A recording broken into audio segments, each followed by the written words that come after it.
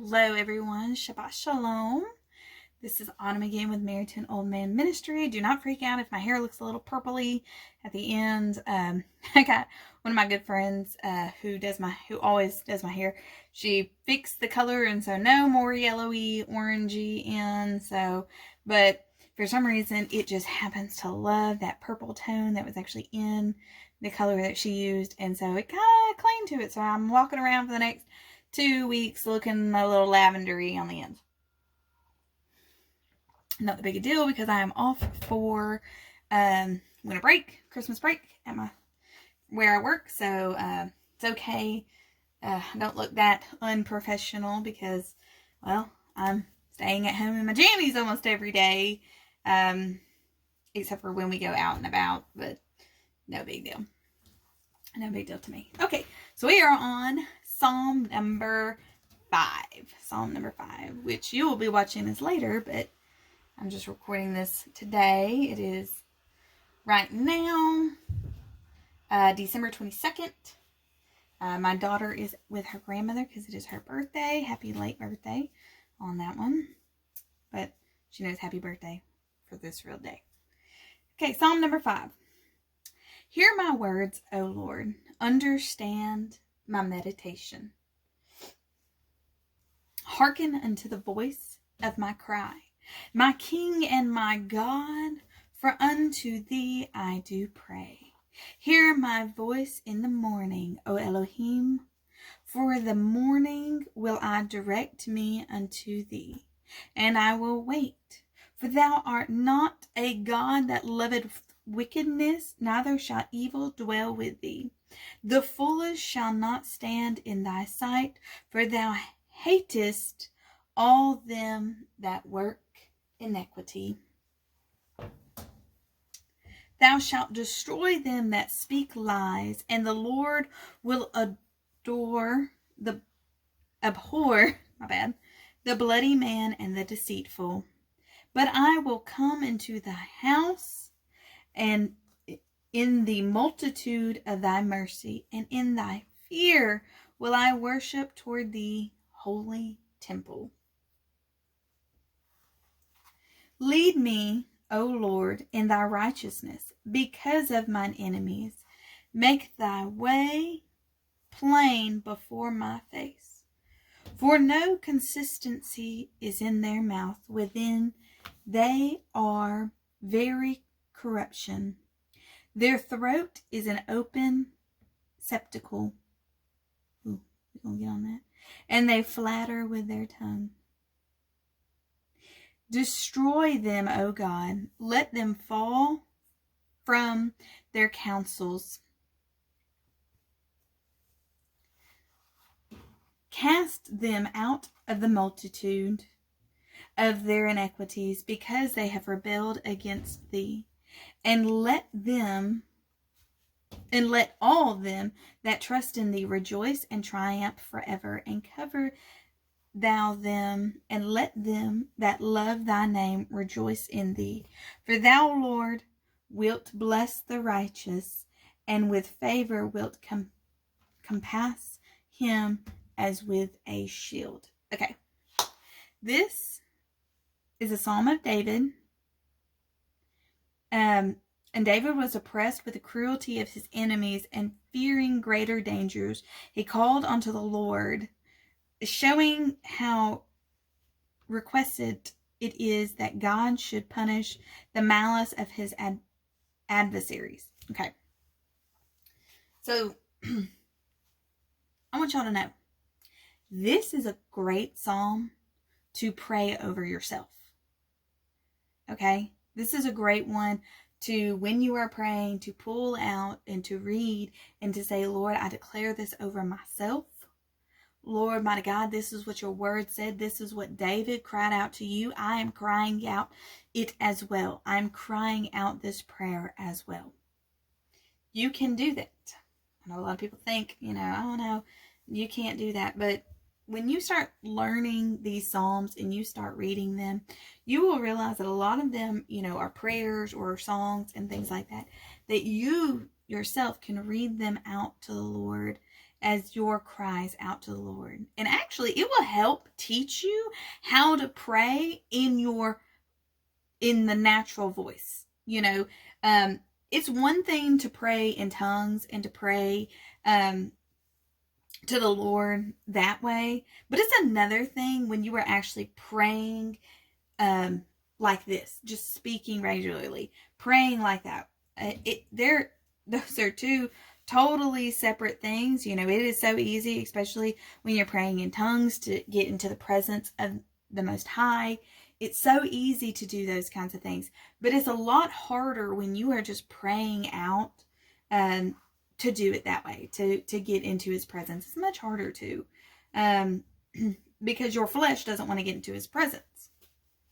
So you're kind of fighting that. And it's really hard also to get your flesh to actually come up with the right words to say in a prayer. And reading Psalms really helps because it gives you words to pray. And prayers that you can pray yourself. And if you keep saying them over and over again, it'll be like, don't do it like repetitiously, but if you keep saying different psalms like that, it's going to build into you those words that you need to say and you need to pray. Okay?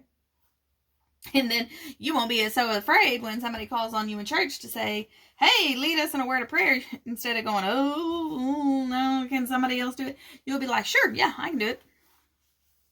And it'll be nothing for you. It'll be so easy. Okay, so let's get into this a little bit. I really wanted to say this about the, for no consistency is in their mouth, and within they are very corruption. Their throat is an open sepulchre. Okay, I wanted to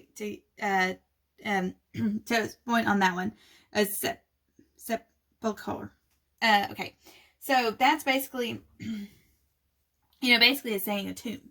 For their throats are basically a tomb because inside of them is just dead. They're dead. And so what comes out of them is death. It's corruption. It's slander.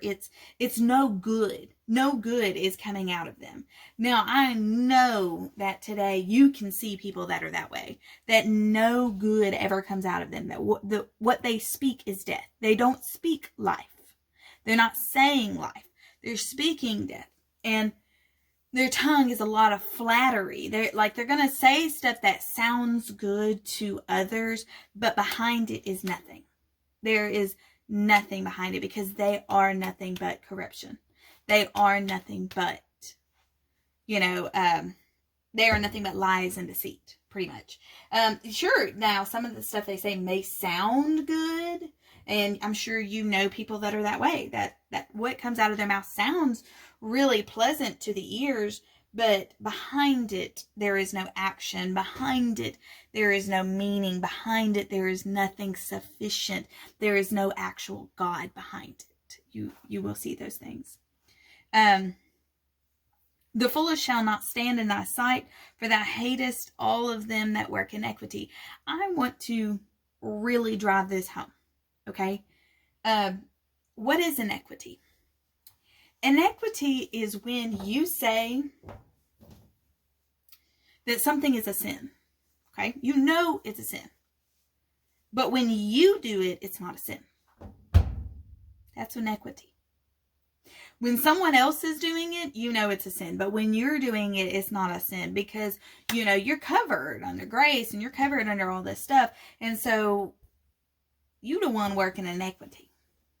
Mm-hmm. Yeah, and what does it say here? It says that the Lord hates those that work iniquity.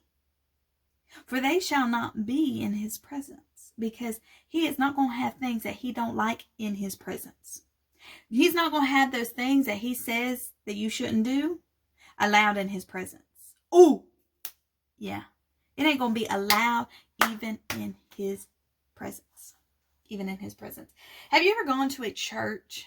This is probably a horrible thing to say. But have you ever gone to a church and you didn't feel the presence of the Lord? It just felt dead. There was no life in that church.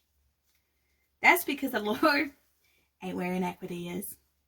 Throwing some of y'all under the bus, aren't I?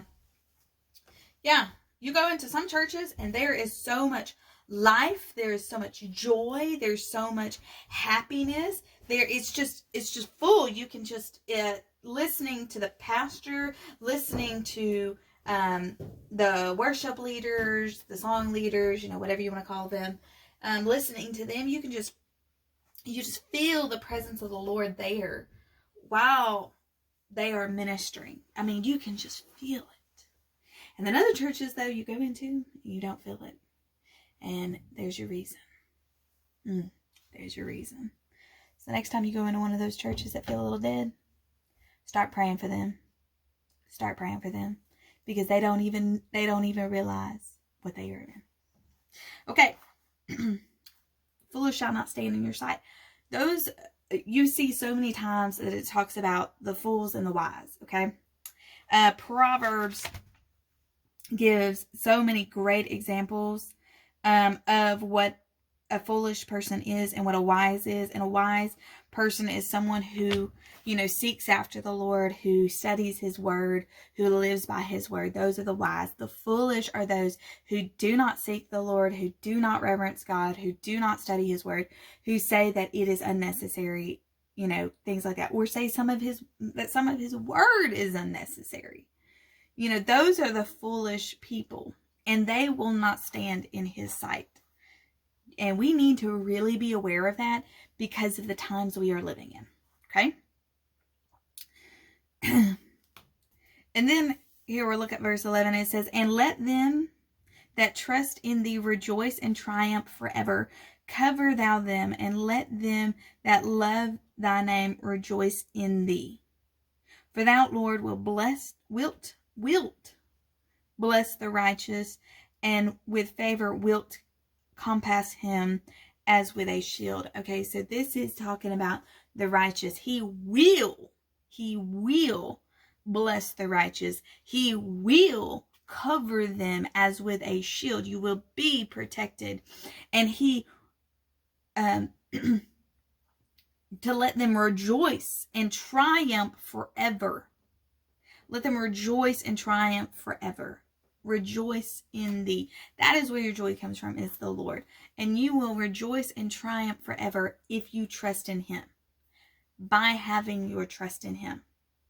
Always having your trust in him. That is something that you need to definitely have in the days and times that we are living in, is trust in the Lord. Trust that he is still sitting on the throne. Trust in the Most High. Trust that he knows the beginning from the ending. Trust that he knows you. Trust that he loves you. Trust that he cares for you. Trust he has a plan for you. Trust that he is going to walk that plan out. Trust that that plan, every A, B, C, D, E, F, all the way to Z, is taken care of. Trust that he is the Alpha and the Omega. Trust that there is nothing that happens without him knowing that it is happening. Trust that he already knows that everything that will happen. Trust in him. Trust that he has the finances prepared and set out. Trust that he will always take you from point A to point B. Trust that he is already there 10 years from now. That he knows what will be, because he planned it. He planned it for your life. He planned it for my life. Trust that he made the heavens and the earth. Trust that he set everything out from the beginning, and that you are here for a reason. Trust that not only does he have a plan for you, but that it is a good one. Trust that he will see everything through in your life. But trust that you need to follow his word. Trust that you need to live according to how he said you need to live. Trust that you don't need to follow man, but you need to follow him. Trust that these things of this world is not your home. It is not your final resting place. It is not where you are meant to be. That this is just a dwelling for right now. That this is just a tent. It is just a shelter. But that your eternal life is still before you. Okay? Trust in those things. Trust that his word stands today. Trust that this is a living word. And that by you reading it and studying it, it will change your life. So I hope that this lesson blesses you. And I hope that you learn something from it. Sometimes I feel like people don't learn anything from my lessons, but I hope that you learned something from it and keep up with our daily psalm. We are going to try to keep this going every single day. I'm going to try to get my husband to come in some of these videos. I know you've seen my daughter in some videos, but I'm going to try to get my husband to actually record some of these videos with me. He doesn't really like to, but I'm going to try to get him to do some of these of the psalm a day, even have him record just some psalm on his own. And so those will be posted as well. Until next time, I hope the Lord blesses you, keeps you, makes his face to shine upon you, and in all things is gracious unto you. Until next time, God bless.